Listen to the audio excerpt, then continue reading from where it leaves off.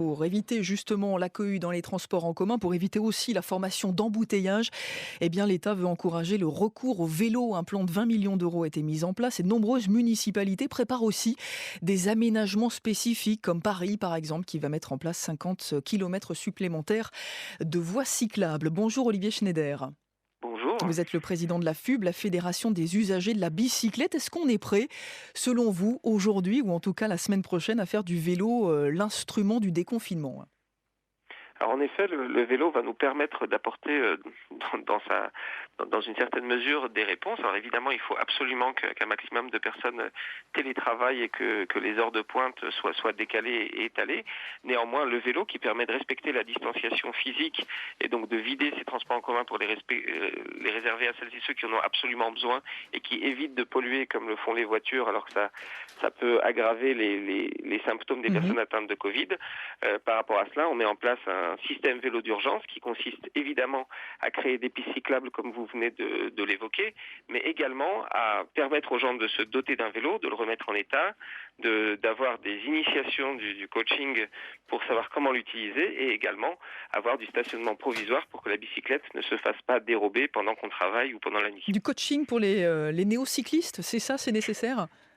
Tout à fait, c'est pas nécessaire pour tout le monde, mais pour un certain nombre de personnes Mmh. habituées à prendre les transports en commun, qui ont la maîtrise de l'équilibre à vélo, mais qui ont besoin d'être rassurées, on a besoin de leur indiquer quel est le meilleur itinéraire, la façon de s'habiller, quels sont les bons réflexes à avoir à vélo en situation réelle, et avec un petit coaching d'une heure et demie, on peut passer de quelque chose qui est une pratique estivale sur l'île de Ré par exemple, à une pratique quotidienne, tous les jours, en toute sécurité, grâce à ces différents aménagements qu'on a cités Est-ce plus tôt. est-ce qu'on peut justement, transformer, véritablement en quelques jours, en quelques semaines, une ville, qui fait la part belle aux voitures, à une ville qui, au contraire, est accueillante et rassurante pour, des cyclistes débutants? Alors évidemment que c'est un défi, mais c'est un défi bien moindre que de doubler les capacités du transport en commun ou que de continuer ce confinement dont tout le monde a marre. Donc là, je vous assure que et l'État et les collectivités et les associations, mais également les professionnels, notamment les réparateurs de vélos, font un maximum pour mettre en place ce système vélo d'urgence avec toutes ces strates.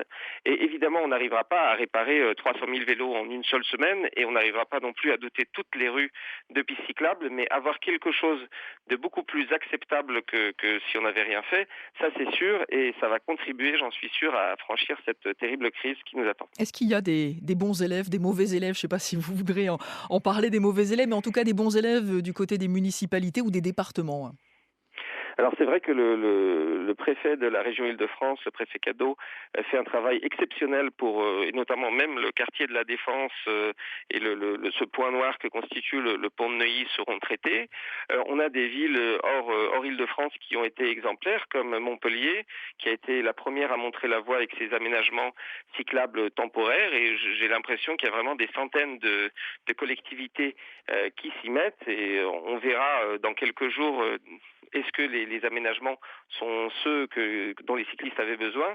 Mais là, je pense qu'il y a plutôt des très bons élèves et des élèves qui demandent un peu à voir, mais on a été très surpris positivement par le sérieux que l'État a accordé au vélo, notamment Elisabeth Borne, mais également un certain nombre de préfets, suite à des incidents pendant le confinement proprement dit, où on a eu plutôt des fermetures de pistes cyclables au point où on a dû attaquer au Conseil d'État pour faire reconnaître le vélo comme moyen de transport légitime, et le Conseil d'État nous a donné raison. Et quelque part, il y a eu cette inversion avec l'annonce du plan donc, que vous avez mentionné, Mmh. doté de 20 millions d'euros, et avec donc les préfets qui là très sérieusement travaillent sur la mise en place de pistes cyclables de transition, donc qui seront temporaires pour le Covid, mais qui seront à pérenniser une fois que cette crise Alors, sera derrière nous. justement, c'est ce que j'allais vous demander. Est-ce que vous espérez que ce soit durable, qu'on soit en train de basculer vers, peut-être un nouveau mode de circulation, de mobilité plus douce? Vous savez, on est dans l'entre-deux-tours le plus long de tous les temps en ce qui concerne les élections municipales, mais dans la campagne des municipales, et même en dehors de Paris, on a parlé énormément du vélo. C'est la première fois que le vélo était un sujet politique. Donc on sentait de toute façon que le vélo sera un sujet majeur du mandat 2020-2026, avec un tel coup de boost comme le fait que le vélo permettent tant bien que mal de circuler malgré le déconfinement si compliqué. Je pense qu'on va gagner 5 ou 10 ans de politique cyclable d'un seul coup. Et donc, vu l'appétence incroyable des Françaises et des Français à se déplacer à vélo sur les distances courtes et moyennes, je pense que cette expérimentation grandeur nature d'une taille inédite va nous permettre de voir où est-ce que les aménagements sont réellement pertinents. Mmh. Et donc, en effet, je suis confiant sur le fait qu'une énorme partie de ces aménagements soit pérennisée une fois cette crise derrière nous. Bon, bah, tout s'encelle. Alors, si je comprends bien votre message à partir de la semaine prochaine. Merci beaucoup, Olivier Schneider. Je Merci. rappelle que vous êtes le président de la FUB, la Fédération des usagers de la bicyclette.